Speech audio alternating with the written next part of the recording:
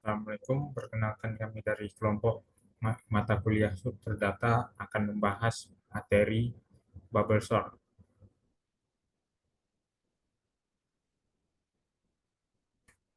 Nama kelompoknya ada Muhammad Farezi, Oliver Albert Winata, Riza Valepi, dan Ricky Kurniawan.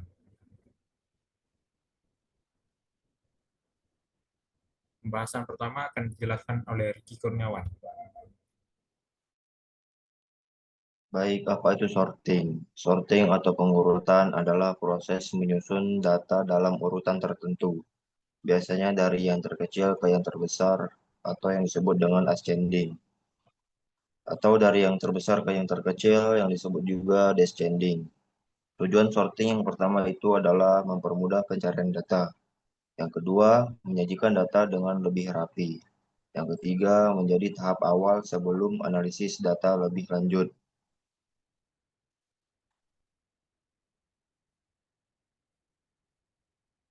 Selanjutnya adalah metode bubble sort. Bubble sort adalah metode pengurutan yang bekerja dengan cara membandingkan dua elemen yang berdekatan dan menukar posisi mereka jika urutannya salah. Proses ini diulang terus-menerus sampai seluruh data terurut. Bubble sort mudah dipahami dan cocok diimplementasikan untuk data yang kecil.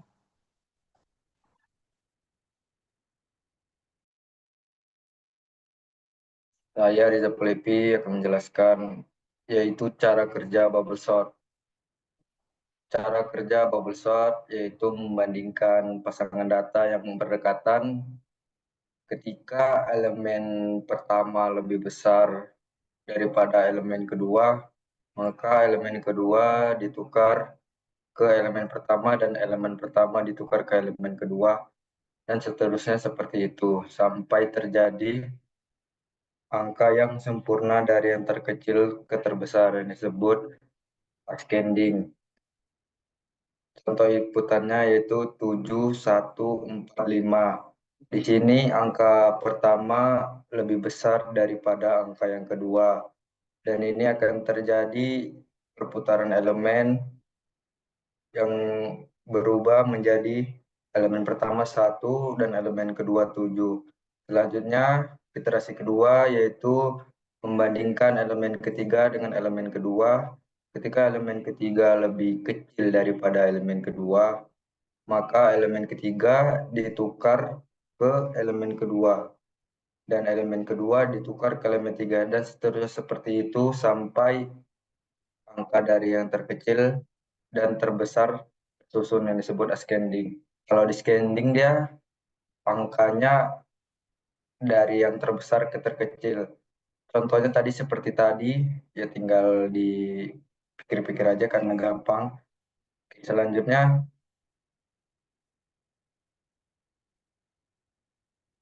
studi kasus akan dijelaskan oleh Oliver. Oke, baik. Jadi studi kasus kita ini adalah mengurutkan daftar harga menu makanan di warung kopi. Jadi ini adalah latar belakangnya yaitu di warung kopi Ngopi Yuk. Pemilik ingin menata ulang daftar menu makanan berdasarkan harga dari yang termurah ke termahal agar pelanggan lebih mudah memilih. Daftar harganya itu masih acak dan perlu diurutkan. Jadi ini ada diberikan data harga menu makanan sebagai berikut, yaitu nasi goreng 15.000, mie ayam 12.000, sate ayam 20.000, bakso 10.000, dan es teh 5.000. Nah, jadi ini kita mau urutkan daftar menu berdasarkan harga secara termurah ke termahal, atau nama lainnya ada ascending, menggunakan bubble sort, dan kita juga akan menampilkan proses pertukaran data dari setiap iterasi.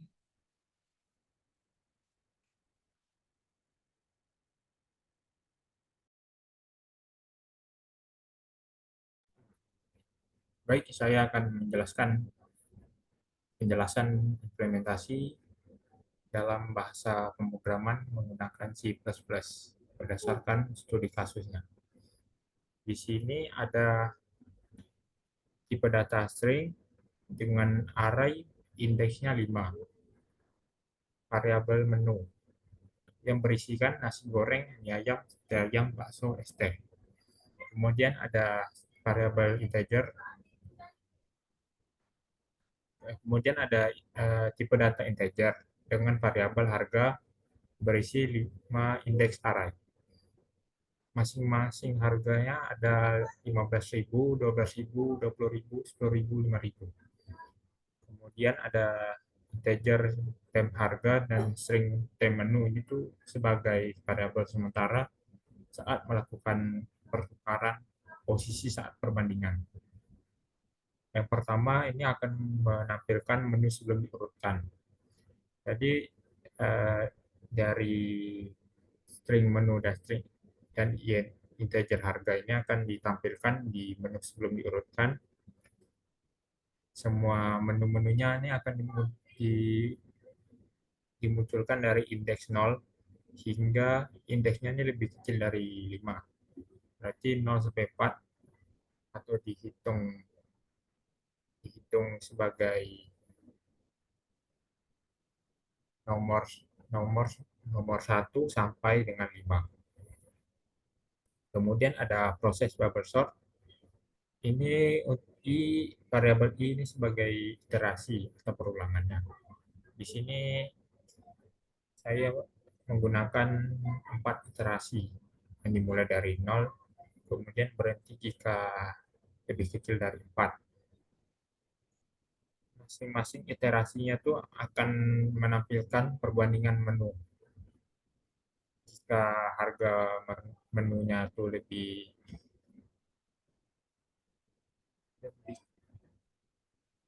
jika harga menunya itu lebih besar, maka posisinya itu akan ditukar. Namun jika harga menunya itu lebih kecil, maka akan menampilkan tulisan tidak ditukar dan posisinya pun akan tetap. Time menu itu sebagai variabel sementara yang akan digunakan saat melakukan perbandingan. Untuk menukarkan posisi menu harga.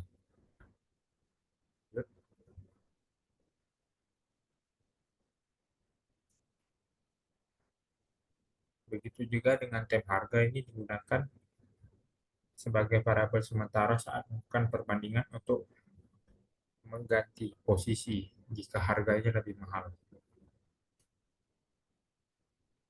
Kemudian ada hasil sementara. Jadi tiap-tiap iterasi ini akan menampilkan hasil-hasil sementara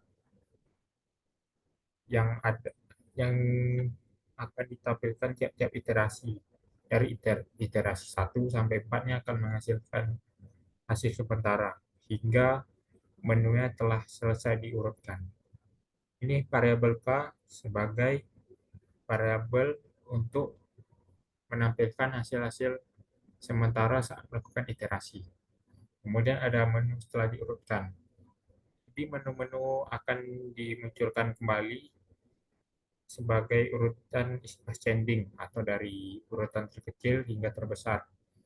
Menu-menu setelah diurutkan nih, ini berarti urutan akhirnya. Berarti itu urutan menu dan harganya itu telah tetap dari harga yang terkecil dan terbesarnya itu udah benar. Lanjut.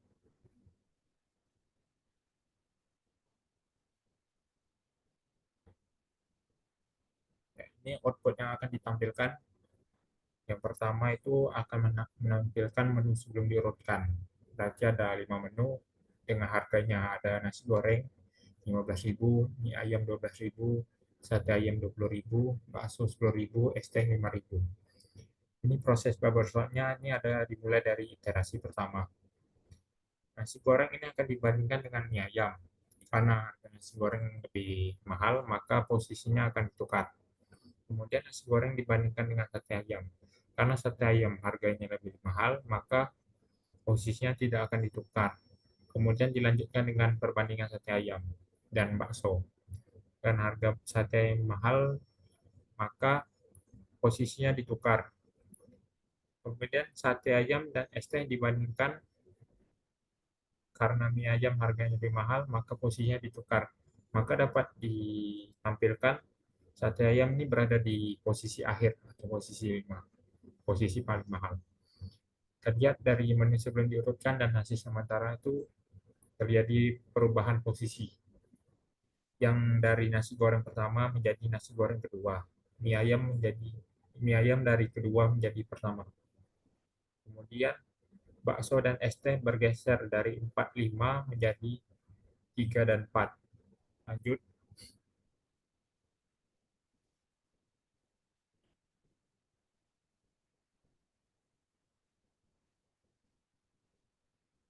Selanjutnya ada iterasi kedua. Ini akan membandingkan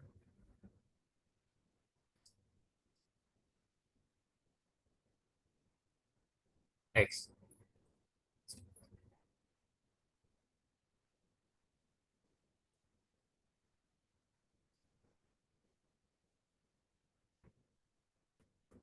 Kemudian ada iterasi kedua itu ada mie ayam dan nasi goreng. Ini akan dibandingkan. Karena harga nasi goreng lebih mahal, maka posisinya tidak akan ditukar. Dilanjutkan dengan perbandingan nasi goreng dan bakso. Karena harga nasi goreng lebih mahal, maka posisinya ditukar. Begitu juga dengan es teh. Posisinya ditukar karena nasi goreng lebih mahal. Hasil sementara menunjukkan mie ayam tidak melakukan perubahan posisi. Kemudian bakso dan es teh bergeser menjadi 2 dan 3. Nasi goreng berada di peringkat keempat. Sate ayam tidak berubah karena itu telah berada di posisi akhir, posisi yang kelima. Kemudian dilanjutkan dengan iterasi ketiga. Ini membandingkan mie ayam dan bakso. Karena kondisi mie ayam harganya lebih mahal, maka posisinya ditukar. Begitu juga es teh. Posisinya juga ditukar karena mie ayam lebih mahal.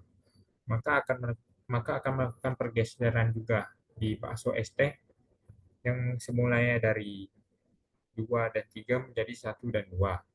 Kemudian mie ayam berada di posisi ketiga. Nasi goreng tetap karena tidak dapat dibandingkan lagi. Itu juga sudah tetap menjadi tempat nasi goreng dan sate ayam. Selanjutnya,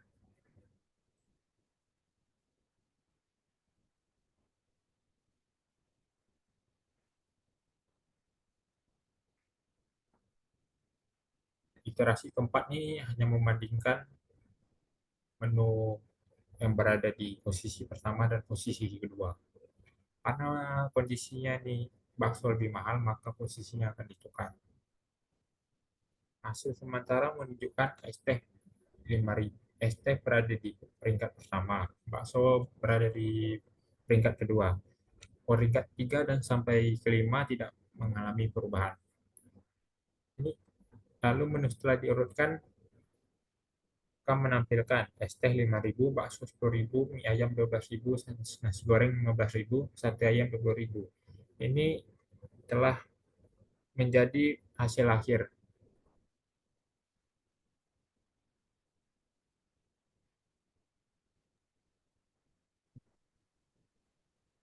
Kesimpulannya, bubble sort ini yaitu algoritma sorting dasar ya yang sangat berguna untuk memahami konsep perbandingan dan pertukaran data.